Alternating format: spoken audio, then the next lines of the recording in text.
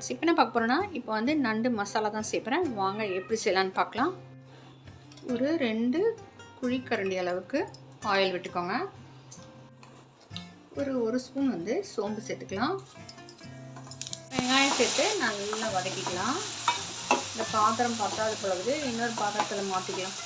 கருவேப்பிலை சேர்த்துக்கலாம். ஓரளவு வதங்கிச்சு. இப்போ தக்காளி சேர்த்துக்கலாம்.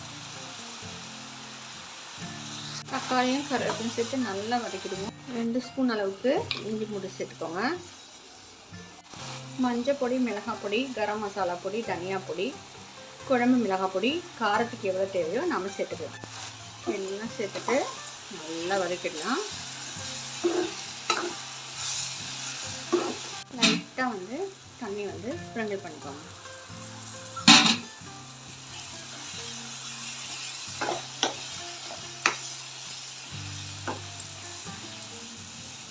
இப்போ வாட்டர் சேர்த்துட்டு இது வேகிறதுக்கு, இது வந்து ஒரு 5 மினிட்ஸில் வெந்துடும் இந்த நண்டு வந்து. இப்போ சால்ட்டு சேர்த்துக்கலாம். வேகட்டும், அப்போ தான் நல்லா கலந்து விட முடியும்.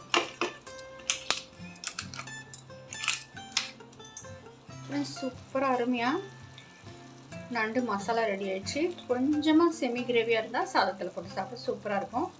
ஃப்ரெண்ட்ஸ், மிளகுத்தூள் வேணும்னா போட்டுக்கோங்க. ஒரு 1/2 ஸ்பூனு. இந்த வெதருக்கு நமக்கு வந்து கோல்டுலாம் இருந்தால் கூட சரியாக போயிடும்.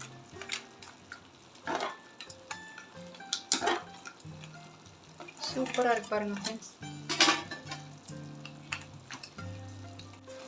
சூப்பராக அருமையாக ரெடி ஆயிடுச்சு. கொத்தமல்லி தூவி இறக்கிடலாம். அவ்வளோதான் ஃப்ரெண்ட்ஸ், சூப்பராக அருமையாக ரெடி ஆயிடுச்சு. ப்ளீஸ் லைக் பண்ணுங்கள், சப்ஸ்கிரைப் பண்ணுங்கள் friends. Thank you. Thanks for watching.